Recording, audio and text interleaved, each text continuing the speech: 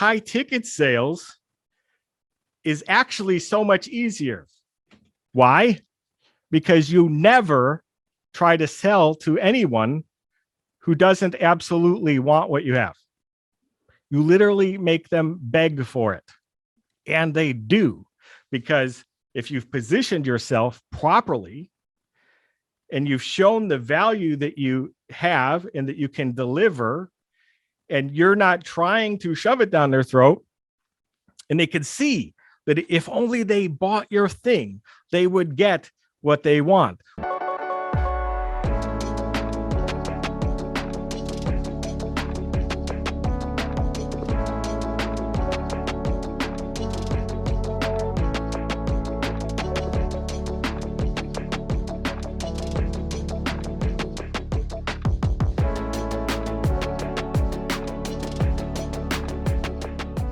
So, who is Bill Crane? Besides, I've won a couple of 2 Comma Club awards. I look at that and I say big deal, right? Because it doesn't matter what I've accomplished. What matters is what my students have accomplished. And my students have done over $3 billion in sales. And that's what I'm proud of most, other than what I've, for me, in my personal life, what I'm most proud of is my family. I don't know about all of you, but I do what I do out of fear of not being able to provide for my family, right? So I want to be able to give my family the life that I didn't have growing up. And we've all heard it, but for a lot of us, it's true. You know, grew up a poor kid, was in an apartment complex. I used to walk past these beautiful homes that I thought were mansions on the way to school. And I always asked my mom, like, how come we don't live in a house like that? We live in this crappy apartment that we have to bang on the ceiling to get the neighbors to stop breakdancing or whatever. And she said, we can't afford it. So for me at a young age, I realized, well, what do you mean we can't afford it? So I started seeing, at the time, there was these dudes like Carlton Sheets and Dave Delgado running the first infomercials on TV. And they said, if you got no money and you got no credit, you got no problem, because I could show you how to buy a house with no money down, good credit, bad credit, no problem. So I think when I was like 12 years old, I was like, hey, Mom, we qualify.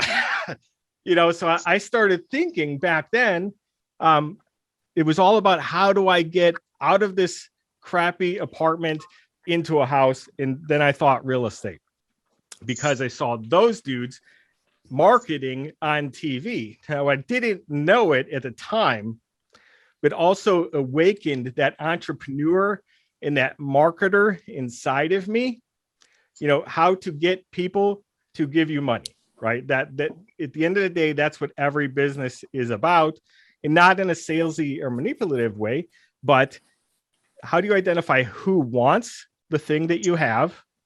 And it's really that simple. And then telling them, right, that's making an offer, that I have what you want, right? So I'm the best mentor in the world for you if you want exactly what I have. If you want what someone else has, then that's the best mentor for you. So rewind a little bit. You know, I bought this guy's program when I was like 14 years old, started studying that, ended up buying a house when I was fresh out of high school, because I was told, well, you're not going to college, right? Like, we can't do that. There's no money for that. So my teenage brain heard, well, then you don't have to study, right? If I'm not going to go to college, as long as I graduate by the hair on my chinny chin, life is good, right? So I graduated high school with a D- average. Why should I try any harder if I'm not going to go to college? It was never instilled in me what the benefit of that would be. And so that's what I did. And I knew that right out of high school, I was going to just get a job. You know, I was told and I was raised, get a job, work at a factory, stay there your whole life, hopefully get a pension. But that didn't really resonate with me. So I went and I got a job for a builder, because again, I was fascinated by real estate. And then when I was working for that builder, I realized that the people we're building homes for want their basements finished, because they're sold a home that's an unfinished basement. The garage, they want it finished, right? Because it's unfinished walls. So I started selling all these people jobs to finish the things that the builder didn't finish. And then it wasn't very long, like 6 months, when I started making more money doing my side job that I was making at my real job. So then I quit that and started Crane Home Improvements, which was my first company at about 20 years old. Just doing, projects around the, that building site. And then someone asked me to redo their bathroom. And then I realized, wow, that pays even more money than finishing someone's garage off. So then I got into kitchen and bathroom remodeling. Then I got into the marketing world because people in the new project, they obviously already had brand new kitchens and bathrooms. So they didn't need that. So then I had to start marketing all of these other places. I did that until I was about 27. And in the meantime, I had started, so I went from doing side jobs to starting a small construction business, starting kitchen and bathroom remodeling, to fixing and flipping houses. And then next thing you know, one day when I got to sell these houses, and I'm hiring realtors, right, to sell my houses, and I couldn't find a good realtor. So I decided, well, I may as well get my real estate license, because the last 3 guys, I pretty much had to do all the work. They sucked. They didn't know what they were doing. They didn't know how to market, sell, or negotiate. So let me get my real estate license. Now, when I got my real estate license, I went and I interviewed with all the big ones: Century 21, Coldwell Banker, Remax. Those were the big ones in my town. And they told me, well, this one has a 50-50 split. This one has a 50-50 split. Then there's some franchise fees. Then I got the Remax, and they said, well, you're on 100% commission, so you can make more money, but you've got to pay what we call a desk fee. So that was like $2,000 a month. And then, of course, all I saw was dollar signs. I already knew what overhead was about. So I did a little math in my head. I'm like, well, I'm going to make $1 million a year. I'm not giving this guy half of it. I'll give this guy, 25 grand, and I'll keep the rest. Now, at Century 21 Coldwell Banker, they told me about all their amazing training programs for becoming a realtor, selling houses, how do you get business, and that kind of stuff. Now, in my mind, it somehow just got mixed up and discombobulated and mixed in with everything. So when I met that guy at Remax, he's like, yeah, it's 100% commission. All you have to do is give me a check for $2,000 to get started. I'm like, hell yeah, let's do it. And then after about a weekend, I went to him and I said, Ed, when does the training start? And he said, what training? And I'm like, I started telling him, well, there was this program. You told me you're going to do this and that. He's like, oh, that's Century 21. Okay, well, what about this and this and this? Oh, that's Coldwell Banker. You're supposed to know what you're doing already when you come to Remax. And I'm like, dude, you knew that I was brand new, fresh out of real estate school. Why didn't you tell me that? Well, because you wouldn't have signed up. So I'm like, oh my God. So at that point, I started selling my own properties. And then just like the progression with the builder and the kitchen and bathroom remodeling, I got to the point where I realized, I can make more money just selling these properties than I can remodeling them, than I can fixing and flipping them. If I just went full time, because I already have a database, everyone knows me, likes me, and trusts me, I could just offer to help them sell their real estate. That's what I thought. But like I said, there was no training. So I get into it, and everyone just saw me as that remodeling guy. They didn't see me as the guy they should trust with the largest investment of their life, right? So it was real difficult. I really didn't pick up anything from my past clients. And so finally I kept going back to Ed, and I'm like, dude, okay, you don't have a training program, but you've got to have something. Help me. I know how to sell stuff, but I don't know how to sell real estate. So he went out into like his broom closet, and he found this tape of this dude named Mike Ferry. If anyone's in real estate, you've probably heard of him. And he said, just take this home and watch this. And this guy was teaching cold calling and door knocking. So like go knock on, people's doors, call them, grab the phone book, just dial from the white pages. Of course, when you do that, you get a lot of doors slammed in your face.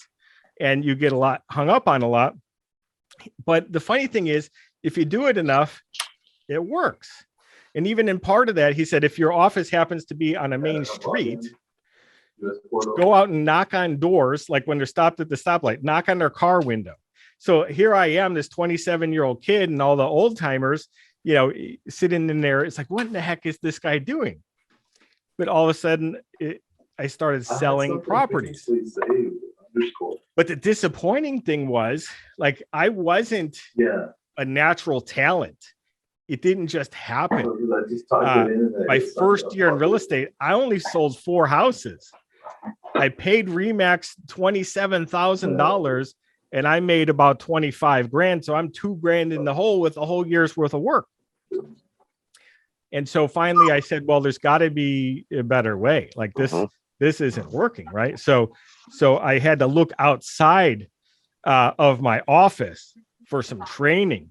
And I found somebody's already detected too many. I found a trainer who actually was training people. So I signed up for the program and I did what he said, and he was teaching the cold calling. And so I went into that because, door knocking is very time consuming, right? So if you're in a condominium, yes, the doors are closed together. But if you're in an area where like people have acre lots, to knock on 100 doors is going to take a long time. So I said, I'm going to pick up the phone because I can call a lot more people. How do I get out of this webinar? You just click leave. So, by the way, if nobody here wants to make more money, they should just leave right now. Because what I'm really going to be talking about today after my intro is how do you do it? How do you generate leads? Even if you don't have an advertising budget, and what do you have to do in order to convert those leads? And the biggest mistake that people make is talking to the wrong people, which I had to learn the hard way. I've made over 1 million cold calls. How did I do that? Well, when I first started picking up the phone, I absolutely hated it. I mean, how many people on this call wake up in the morning and say, I want to talk to strangers and ask them for money? Nobody, right? Because you know that it's not going to go well. It just isn't. So what did I do? Because I was scared out of my mind of making those phone calls. I mean, I can't tell you, like my phone, it was like Thor's hammer, right? I couldn't pick it off the desk. And back then, by the way, it was a big thing that sat on my desk. It wasn't one of these. So I bought a 15-line predictive dialer. Now, if you don't know what that is, basically it's a computer system with a headset on it. And it dials phone numbers. And its job is to learn how long on average it takes for the salesman to get hung up on, right? Because most of the calls you're going to get hung up on, and it's usually an average. So its job is to have an already dialed another number, had it ring, had the people answer. So the instant you get hung up on, you start going into your pitch again. So if you ever get phone calls and it says like scam likely, what they say today, nobody's there, it's because the salesperson on the other line actually didn't get hung up on. They might be getting argued with, or they might be making a sale. So that's what I did for about a decade. I just had these 15 lines going, 8 hours a day, unless I booked an appointment. And eventually I got better and better at it. Not because I necessarily learned every single, secret really quickly, but I learned the things that I would say to people that I should never say again, because it would cause them to hang up the phone. And one of the things that I realized was argumentative dialogue. So like anything that doesn't come from agreement is argumentative dialogue. So when we get into argumentative dialogue, people tend to want to hang up the phone, leave the conversation, or even worse than that, argue with you, right? Which then screws up your day and it screws up theirs. And then we bring that into the next sales conversation. So at a certain point, I realized that the intent of making that call. Now, please note that I'm not teaching you how to cold call. I know that nobody wants to do that, but this all applies to every single potential sales interaction that you ever have, whether you're going to make 1 million phone calls or not. you're going to get leads. And most people don't call their leads back. Because why? Because they don't know what to say. They came up with a product or service. They know they need money to pay their bills, but they get a lead and they're like, well, I don't know what to do with it. Right. So then you hesitate, then some other person calls it back. So what I learned was the reason I'm making these calls is not to make the sale. It's not to make the sale. We put too much pressure on ourselves and we say, I got to make these calls because I got to go make some money. I got to make that sale. It's not. That's not the reason. And in real estate, I call it commission breath, right? So whatever industry you're in, it's the same thing. And our prospects can smell it a mile away. Just like someone has a nasty case of halitosis, if the reason you called them was to pickpocket them and take their money, they can feel it. It's bad intentions, and it's repulsive. But if the reason you're calling them is twofold, one is it's nothing more than to find out, is this person worthy of the continued investment of my time, right? So you're refining your list. They might have opted in somewhere, or you might have called them out of the phone book. It doesn't matter the reason why you're calling them, why you're texting them, why you're chatting them, why you're emailing them. No matter what the form of communication is, your job isn't to keep them in your database and sell them something. Your job is to remove them, surgically extract them from your business, from your life. You want to be whittling that down as much as you possibly can to find what? To find the gold, right? It's like I saw an interview with the guy that built Mount Rushmore. And someone asked him, how did you come up with that design? How did you chisel out of the rock? And he said, well, the faces were already in there. I just removed everything that wasn't a face. And it's the same thing with your list. Your reason you're doing the work is to find all of the people that don't want to do business with you, that don't want what you have, that maybe want what someone else has had, that maybe we're a tire kicker, that maybe we're in fantasy land and just, we're up late at night and saw your ad or whatever the case may be. And they clicked on it and they really shouldn't have.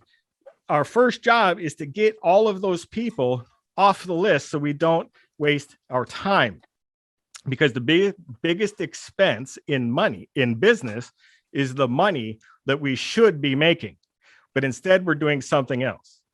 So I hear from people all the time, yeah, I've got 10,000 people on my list. Okay, that's fantastic. How often do you communicate with them? Well, just if they call me or something. Well, do you think that those 10,000 people aren't doing business with someone? So you need a way to whittle that list down, because like even on Facebook, okay, I've got 5,000 friends, but do I? No, of course not. So I'm constantly trying to whittle that list down too, to like who on this list is actually engaging with me, who on this list is actually wants what I have. And it doesn't matter if you're talking about Facebook or your prospects. That's really what it all comes down to, is like, who wants what I have? Because if we're going to shift a little bit, like, I don't know what everyone's selling, but the biggest difference between, I guess what you could call a low-level salesperson is they try to shove everything they have down every single prospect's throat. It's essentially buy my shit. It's the shotgun approach. High ticket sales is actually so much easier. Why? Because you never try to sell to anyone who doesn't absolutely want what you have. You literally make them beg for it. And they do, because if you've positioned yourself properly and you've shown the value that you have and that you can deliver, and you're not trying to shove it down their throat, and they can see that if only they bought your thing, they would get what they want, what they've been looking for, what they've been waiting for, what they've been dreaming about their entire life. It's all about the experience. The experience needs to be one of amplification of desire versus repulsion, of having them think that the only thing you care about is making that sale so that you can make your Mercedes payment or whatever. So I developed all this stuff through making all those phone calls and going on thousands of presentations. It was really through a multitude of rejection and then just removing everything that doesn't work and whittling it down to what's left is what works. It's what people want to hear. You know, but on any kind of sales call, all anyone really wants to find out is, does this guy really have the answer I'm looking for, or is he full of crap? Like that, most of you are probably thinking that right now. You want to know if I'm full of crap or if I really know what I'm talking about. And whatever you think is up to you.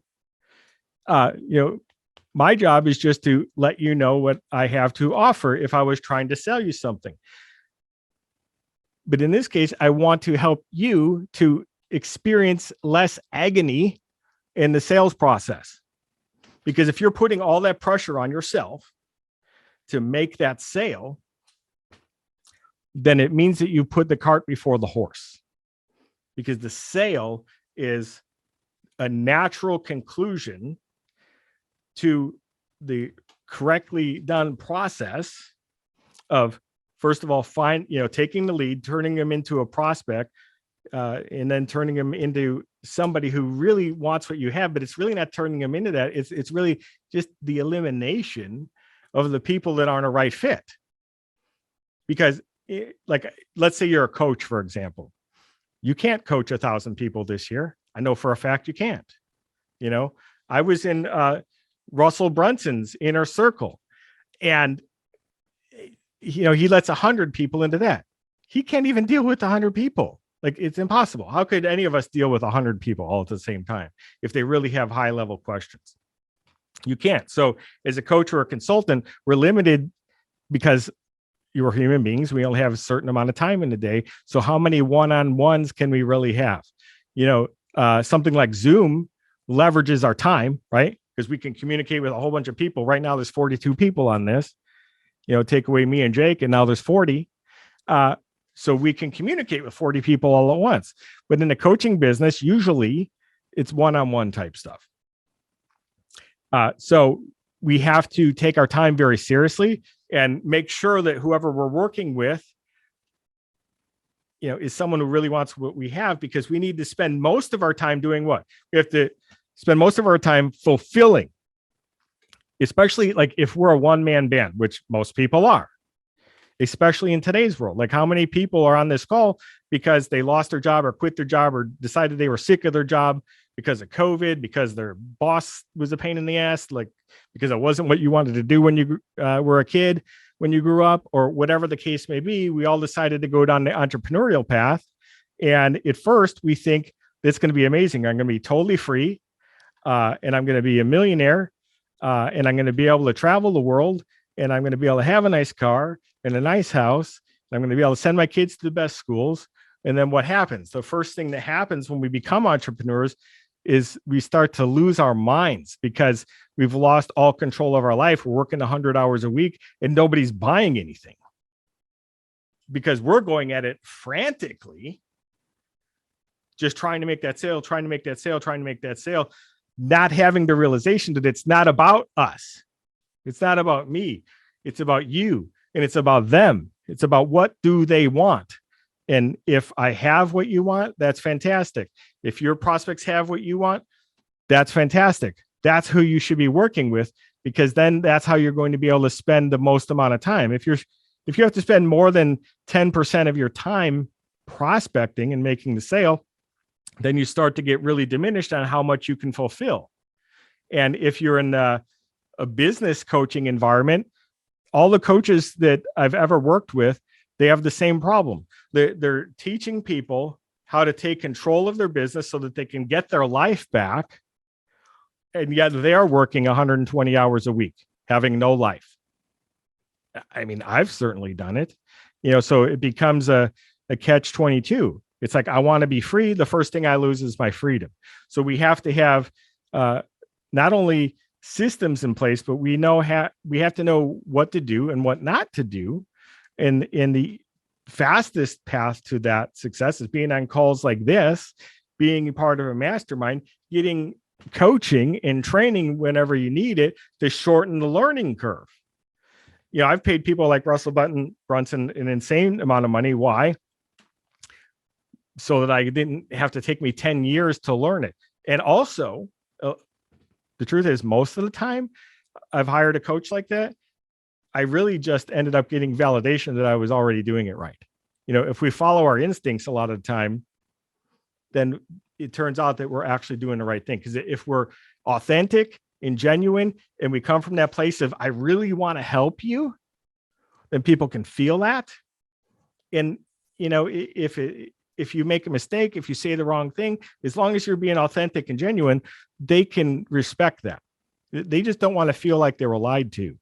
And all of the people that are in the world today are generally, I don't know about you guys, but I get so many emails and phone calls, and my phone goes off all day long, scam likely. I get so many spam messages in my inbox. It's like, which person is telling the truth? Which one's honest? Which one can I trust? I don't know. It's really tough. So as we get into this game, that's what those people are all thinking about us. So we really have to focus on, what do they want?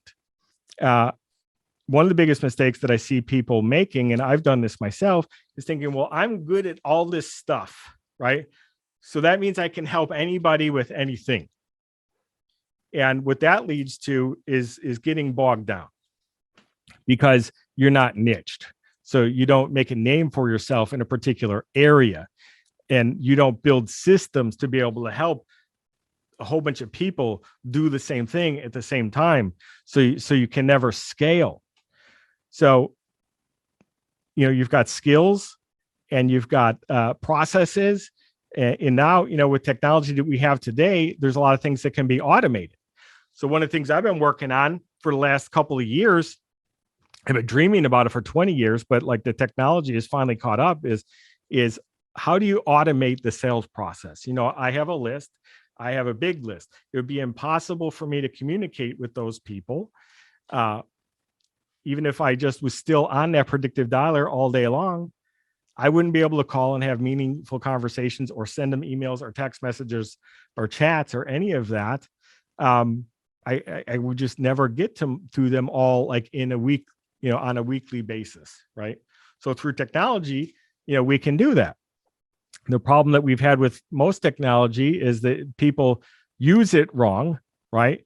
And then, so like in terms of email and phone calls and text messages, now we're all getting spammed like crazy instead of, and that's because most people in all industries address the sales process improperly. And that is just sell, right?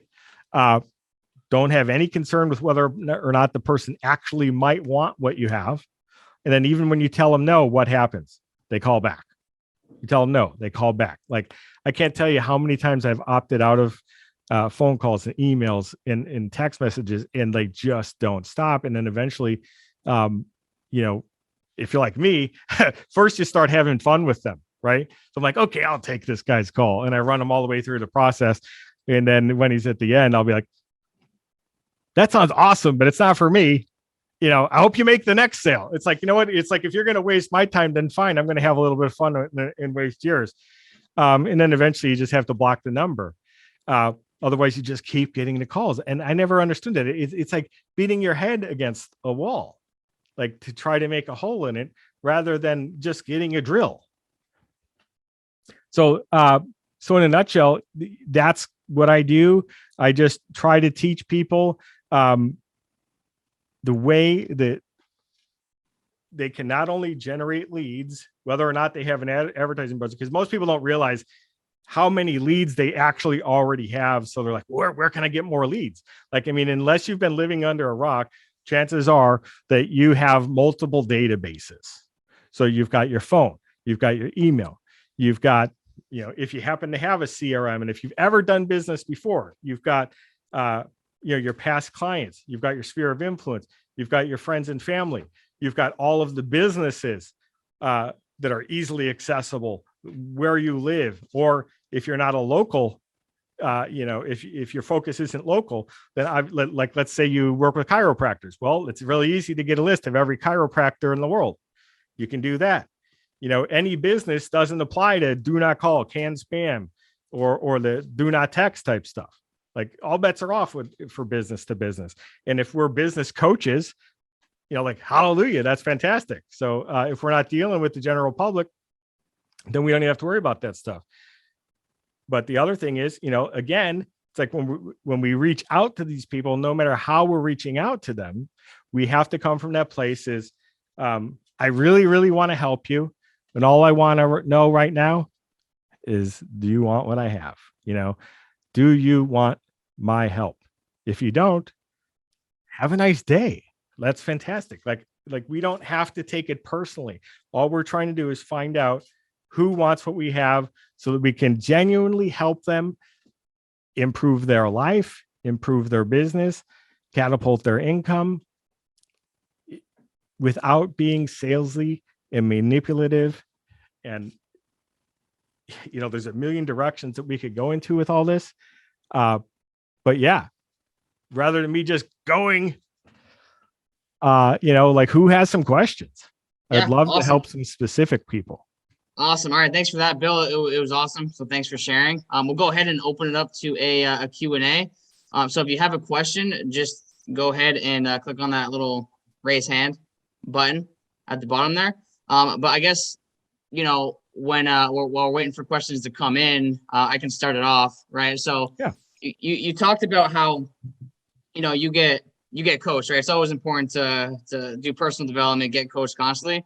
But I'm just curious, like how much money you've spent on your own personal development, like being coached directly. Yeah, I've personally spent an absurd amount of money. It's over $1 million. And that goes back to, I'm 51 now. I started investing in things like that when I was 14. So I've been a hyperactive buyer, and I've been in multiple, like very high level, I'm talking $100,000 to be in a mastermind program. And, and the reason you do something like that is to, we're all the average of the people that we hang around with most, right? So to get access to like somebody who's like way up here, sometimes it takes that kind of investment. I've also just by accident, become friends with a couple of billionaires, that just because somebody knew somebody, and then I could ask someone a question. It was funny. I was at just having cards with somebody one time, and I had no idea who this dude was, but he was a billionaire that happened to be at the game, and he owned a trucking company. And so I started asking him, all these questions, and somehow it's really funny because somehow the bankruptcy came up, right? Someone was talking about they just had to file bankruptcy on one of their companies. And I'm like, what do you mean, like file bankruptcy? How does that even work? Like I would never file bankruptcy. I don't want to have to explain to someone for the next 20 years why I filed bankruptcy. And then all these guys started talking about things I never heard of before. And it's like the one thing that was in common is the more money the guy had, the more times he's filed bankruptcy. I'm like, how come they don't teach that in school? That's most people probably have noticed that their garbage company, like every couple of years, has a new name, but it's the same truck with the same guy in it. That's because these companies, they I don't know, I don't want to say embezzle, but one way or the other, they run these things into the ground, but they've still got all the assets. They start up a new LLC or corporation or whatever the next day, and they're up and running. So I don't know if that helped anyone. Yeah. Awesome. Anyone else have any questions they want to fire out? What made you decide to get to a point where you were successful and then decided to give the information back to help others? Like what was like the ultimate thing of paying it forward for you? Yeah. Thanks for asking that, because if you catch a theme, it's like almost everything's been accidental. In other words, I did something and then it led me to this thing. And I didn't really plan it, but then an opportunity presents itself. You find it's more interesting. So what happened for me was I was very successful. My first year I did 4 deals. The second year I did like 50. Then I went to a couple hundred. And, at the peak, my team, right? I couldn't do this all myself, but we did 1,700 transactions.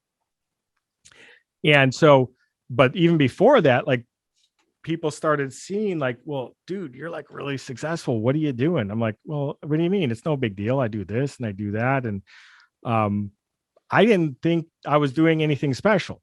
Right. But just like when I got in it, there wasn't really any coaching available from my office. And, you know, most people have that same experience. That's why in most industries, most people end up getting trained or coached by someone from outside their industry, because for whatever reason, their industry is dropping the ball. So for me, you know, it started out people asking me questions. I give them an answer. They get a result. And then one day some guy's like, well, like, could I shadow you? You know, like, I just want to be like your personal assistant for like a week or something. And you don't even have to tell me anything. I'll just follow you and watch what you do. Right. So I'm like, oh, that's kind of weird, but sure. You know, it's one of the guys in my office. Right. And that turned into kind of a fun experience. Then that guy ended up just joining my team as a buyer's agent. And then eventually when he learned more, he started listing houses. And then like somebody else asked me for coaching. Then, you know, I went to a conference, met some people because I was speaking on a panel, and they saw the deals I was doing, and they're like, hey man, do you coach people? And I'm like, well, I guess I could, you know, so it was just by accident. And I'm like, well, how much would you pay for that? And then they told me, well, I'd give you $500 a month. And I'm like, really? You know, I'm like, okay, fine. You know, and back then I'm just talking to some dude on the phone once in a while. And then, you know, it just started to grow from there until finally, just like in my other things, I realized, you know, I could make more money teaching people how to do it than I can actually doing it.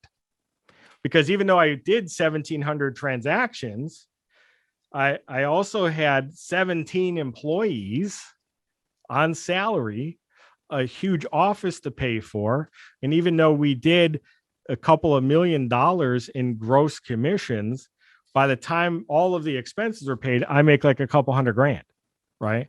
So like a lot of times, you know, we see someone who's having all this success, but it's like, how much money does it really add up to? Right. Like the margins a lot of time in a lot of businesses, especially service businesses, are huge, right? Because like we're not selling widgets. We have to pay people to show up for 40 hours a week and have health benefits. And, you know, because technically we're taking care of everyone's family. And so not only is it pressure, but obviously it's very expensive. And so I end up selling my real estate company to the guy who like actually initially came on, right? Because he stayed in business. And so I ended up just selling it to him. And at that point, I was coaching enough people that I figured that, you know, I could take things to a higher level, and then just started the same exact process all over again, you know, which was attracting people who wanted what I have. You know, in real estate, I want to attract people who have a property to sell, you know, most of the time a house to sell. In coaching, I want to attract people who like are trying to figure themselves out. They're trying to figure their business out. Maybe they have things kind of figured out, but they've got too many balls in the air. They know they're dropping a lot of balls. And so, you know, going on calls like this, speaking at conferences, and that sort of thing, people just organically come to me. At the beginning, though, you know, I got on the phone. I sent people emails. You know, I told them what I was doing. I wrote a couple of books. You know, I started sending people books, you know, stuff like that. And then it just grows until finally, actually about 2012, I decided, okay, I'm sick of everything. I'm just going to retire and just, you know, chill, man. I'm going to go to the beach. I'm going to travel. I'm going to do all this stuff. And then after doing that for a couple of years, I'm like, dude, this is boring. Like, you know, our purpose is to work, you know, but as an entrepreneur, we tend to like work. And then it's like, we forget to play. Right. So it's taken me a lot of years, but finally I found that balance where, you know, I can work and feel fulfilled. I can go have fun, and enjoy things and relax. But like, so I'm going to Florida like in a week, and we're going to go to Disney and go to the beach and all that stuff. Like my wife, she could sit by the pool all day, 8, 10, 12 hours at the pool, no problem. I go there, I'm there for like 15 minutes and I'm already bored, so I'll stick there for like an hour, and then it's like I got to do something, so then I might get on in my computer, I might call somebody, I might get on a Zoom, and then maybe I'll go back to the pool for another hour later or something like that. But I just can't sit. That's what I learned when I retired for a couple of years. It's like, it's just not for me. I'm going to just try to have this balance for as long as possible. Hopefully they figure out how to make us live to be 1,000 or something, but. Thank you for that. And Omar, we'll get to you in a second, but real quick, that's like what my main struggle right now is like finding that balance, right? Cause I literally start work early in the day and then late at night. Even when I'm like, I'm going to try to shut it down for the day. If I hear a ping on the phone, like I respond right away. I could be talking to my fiance and I'm like, hey, give me a second. I got to handle something real quick, right? Yep. When I plan to shut down for the day. So my question for you is like, how did you end up finding that balance, that life work balance? Just through making a lot of mistakes, doing it wrong. I learn a lot more by screwing things up, right, than anything else. Through trial and error, through experience, making mistakes. I don't know what I know because I was born smarter or went to school or anything like that. It's because I've just had more at bats. I've tried harder than most people. Like, I've never met anyone who sat on a 15-line predictive dialer for a decade. I don't know anyone who's done that. So like, I would love to talk to that guy that's made 1 million cold calls, but I'm the only one I know of. I'm sure there's more. It's just that unfortunately for them, they had a job doing it as a telemarketer, and they're making not enough money. So they're stuck. I was lucky that I was doing it as an entrepreneur, as a realtor. And when I cashed a check, it was a big check, right? So it added up. I'm in the Chicago area, so compared to Southern California, it wasn't a big check, but it was still a decent check, So yeah, mostly through trial and error, making mistakes, screwing things up, and then finally, it's like, I got to the point where I know what works for me in business, and I know what works for me in life. That doesn't mean that I always do it though, because I absolutely believe in embracing inspiration, right? Like as entrepreneurs, we're lucky. You know why? Because we can actually get inspired. The average person out there does not get inspired. That's sad, but it's actually an evolutionary thing. It's like the hunter-gatherer. We were the people that had to go out for 3 days and get food and bring it back to the tribe, and they're just sitting around waiting for you to bring back a deer or whatever. So like in the modern world, that just means that we're hunting in a different way. We're going after what we want in business, so like the other night, like I worked until 4 a.m. It wasn't because I had to though. It's like, I couldn't stop. I was like doing what I was doing. And then all of a sudden it was 4 a.m. And then I was like, oh crap, yeah, I better go to bed. You got tunnel vision. I wasn't tired. I was like, oh man, I need to go to bed because it's time to wake up, and then even then I got like 3-4 hours of sleep because I was still inspired. And so when I woke up, I wanted to continue where I left off, because what the worst thing is, when you have an idea and you're like, oh, this is going to be the thing that changes the world, but then I can't deal with it now. I'll come back to it tomorrow. And then tomorrow's like, crap, what was that? So I've gotten really good at like, stopping what I'm doing, putting it somewhere, shooting a video so that I can explain to myself later what I was thinking. And that's one of the biggest things that's really changed my life. I started doing that. I started doing it like 20 years ago with a VHS, camcorder thing. So, but you could do it on your phone now with a the voice memo thing. I saw an interview once with Jerry Seinfeld. I think it was way back then. It might be the reason why I started doing it. And, he's like, how do you come up with all this stuff? And he's like, well, I don't. I just always have this recorder thing with me. And if I say something funny, I pull it out, I hit record, and I say it again. I spend no time on writing jokes. I'm like, that sounds good. I need to start, doing. Then I went to whatever store it was at the time and bought one of those VCR, camera thingies. Started doing the same thing. Just had it ready to go in my office, and inspiration hit, and I did it. And now it's even better because I can pull out my camera, do a selfie type video. I mean, I've got so many selfie videos like that aren't intended to be shared. I'm talking to myself, so I can come back to later. Awesome. All right. Thank you for that. And then we'll go over to Omar. Yeah. Just a quick question. What's your daily routine? My daily routine is I hear about all these people like, oh, you need to get up at 4 a.m. and do this, do that. My daily routine is like get up when I feel like it, go to work if I feel like it, eat when I feel like it. It's not regimented at all, but at the same time it is, because it's what I do, right? It's like sometimes I wake up at 4 a.m. if I decided to go to bed early. Sometimes, or if I'm not, there's been days when I'm not inspired. I sleep till 11. That's the benefit. And I'm not sleeping to 11 because I said I had to wake up 11. That's just when I woke up. Like the other day, I woke up at 11. I don't even know why. I went to bed early that day. I got like 14 hours of sleep.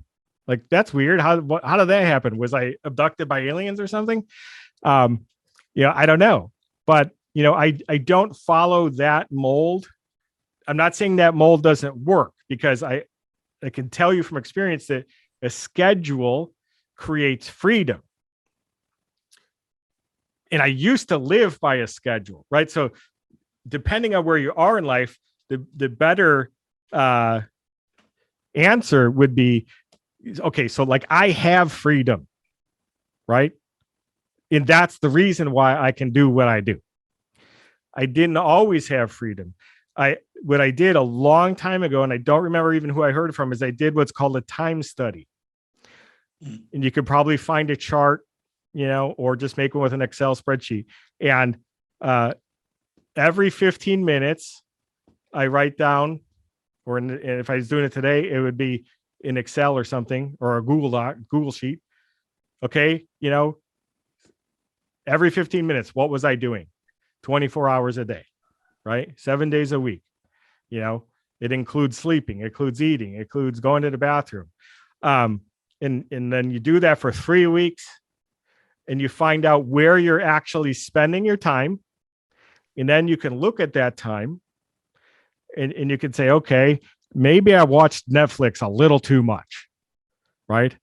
Yeah, I'm doing good on my prospecting, but I can see that, maybe an hour a day isn't cutting it. Maybe I should try to inch it up towards 3 hours, or whatever your personal goal is. And what your personal goal doesn't matter. Like if you only want to make $50,000 a year, that's fantastic. It just means that it's a lot easier for you than if you wanted to make $1 million. Like making 50,000 is easy. Making $1 million is going to require a lot more work, right? Unless you figure out how to sell something really expensive like a jet. So yeah, if anyone really wants to have a morning routine that leads them to have the success that buys them that freedom, and let's make no mistake here, you have to buy your freedom. Freedom ain't free. Like we've all heard that, and it's true. So you have to have, at a certain point, you have to have assistance. You have to have, like you have people that go grocery shopping for you, right? I mean, in my case, I have my wife because she won't let me hire someone. She wants to, she wants to do that. That's fine, right? But if she didn't, I'd hire someone to do it, right? Because what they say you can't buy time, but you can. That's a lie. It just takes money, and it takes more money than you might have at the moment. Then you hire someone, you help enrich their life, and then you get your time back. You can do whatever you want. You can work more or you can play more, or you can sleep more, whatever. So if you do that time study, and here's how it works, you can create a Google Doc, an Excel, whatever, 24 hours in a day, broken down every 15 minutes. What did you do?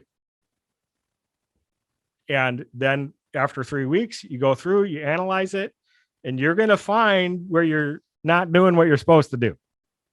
And then if you have the discipline to cut those things out, it'll make a massive difference in your life. And then from there, you can come up with your morning routine. So like what I used to do, I would get to the office at 7. I would go work out at 5 a.m. I get to the office at 7. By 9 a.m., I'm on the phone. I stay on the phone until noon. I make as many calls as I can. I also had a reward system. I wanted to book 2 appointments a day. So if I was on the phone for 15 minutes and I made my 2 appointments in 15 minutes, then fine.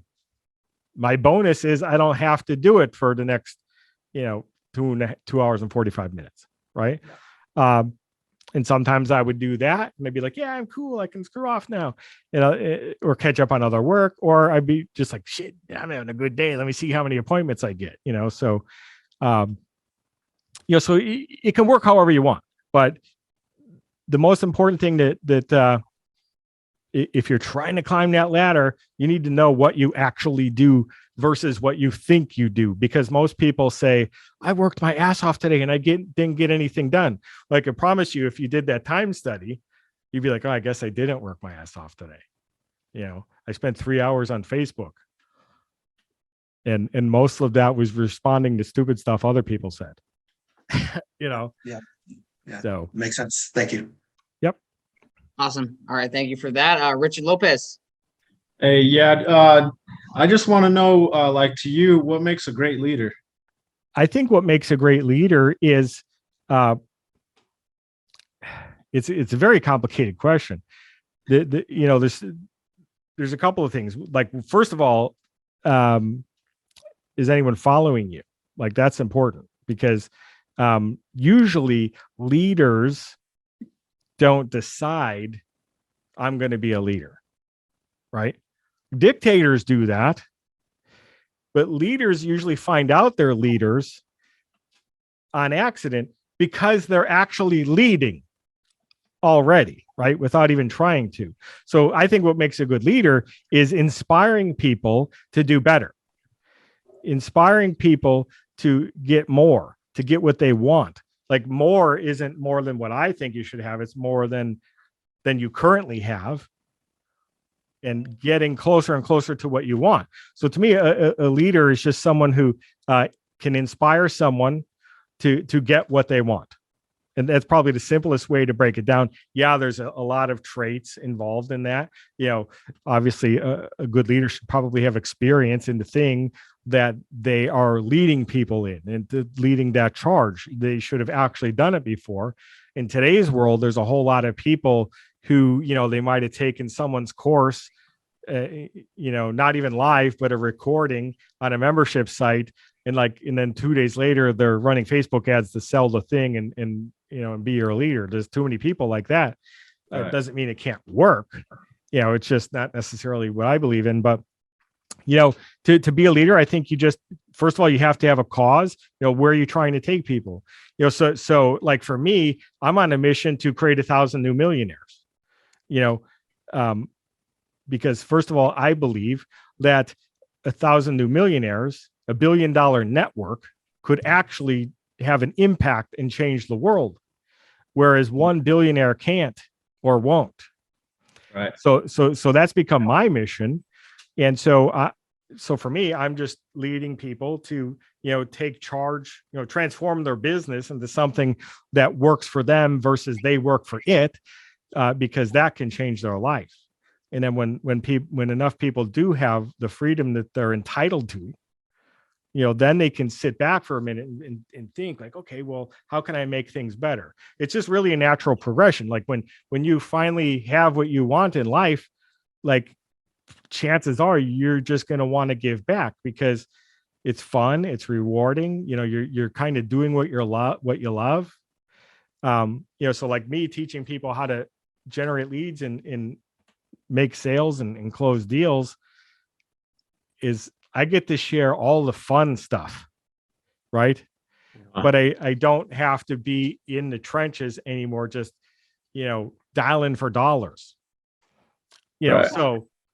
so that just becomes a natural thing to want to help. You see other people who are struggling with the thing that you just know how to do in 2 seconds.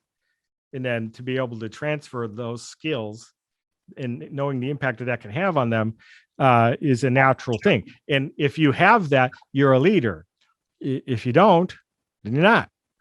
That doesn't mean you're a follower, but maybe you're just not a leader. I'm not talking about you, but people in general. Yeah, right. I just love inspiring people. And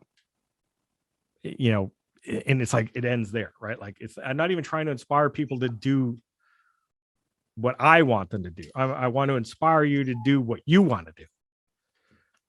And if I can help with a few of the skills that I have to help you get there, like I can't help you with everything, right?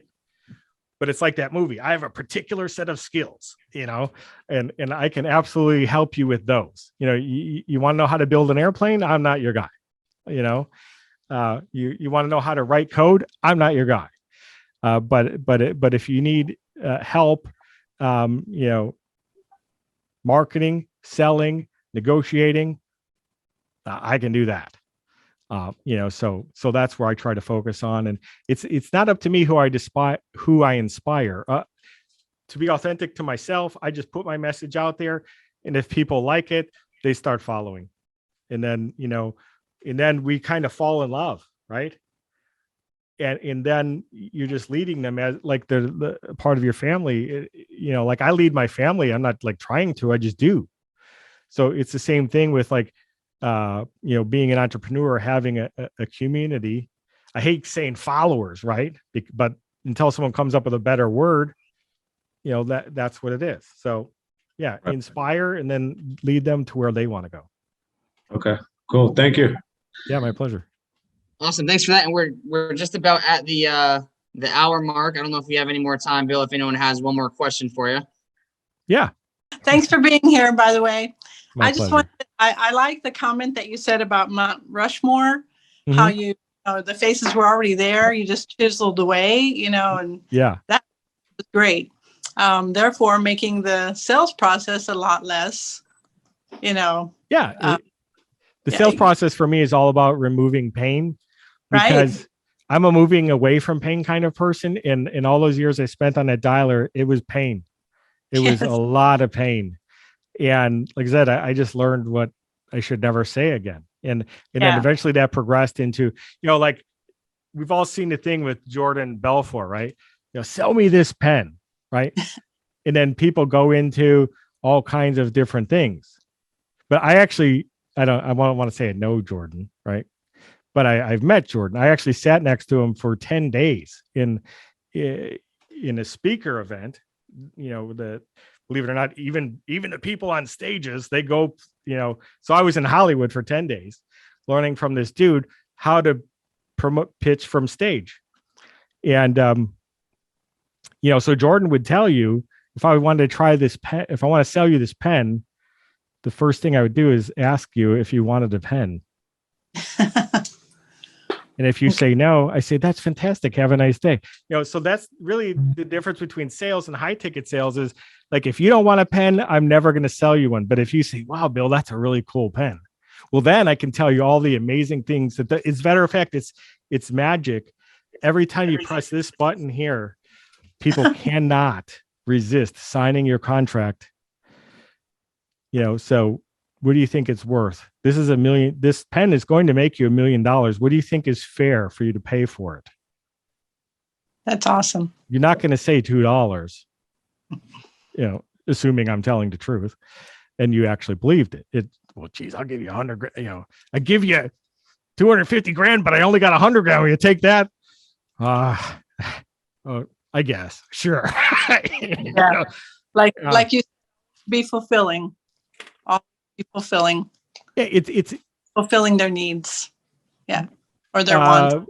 We all tend to make the mistake of setting a price and then trying to convince people that it's worth it. I don't do that. I create an experience when I ask them what it's worth. And then they tell me how much they're going to pay me. And so once I started doing that, you know, I 10x my income. Now, that doesn't mean I can't offer a coach or a group training and it costs this much. When you're talking about high ticket consulting, you know, if I'm working with somebody who's got a $10 million business and he needs a new pitch developed, which is a big project, and he says, well, you know, if you do what I want you to do, and if it works, you know, we're going to bring in $10 million. Okay. So we've identified that I'm the one that's going to create the pitch for you, and it's going to generate $10 million. And I'll even say things like, you know, in the real estate industry, it's pretty customary that people will pay 25 to 30% for a referral. And because of that, I believe that people should spend 25 to 30% on their marketing, you know, what brings in the leads. So you're going to make $10 million on this project. How much do you think that the marketing campaign is worth? Right. And it's almost like Inception. And usually they're going to do the math. Well, that's probably worth like $2 or $3 million. Okay. I agree. Now, how much do you want to pay for it? Well, I don't want to pay you $2 or $3 million. I need to have money for ads too. Right. And then we'll whittle it down to something that's like a lot higher than I would have asked for, but yet they feel amazing for it. Right? Because they came up with the first number, then they negotiated with themselves. Like, that's high ticket sales. That's what it is. Creating that experience that people have to have what you have. Now, obviously, ethics are involved. Like, nobody should be selling something that they're not. You have to be convinced that you're the best person in the world at that thing, right? And if you're not, it's kind of hard to sell it. Because you have to believe it. If you don't believe it, then how are they going to believe it?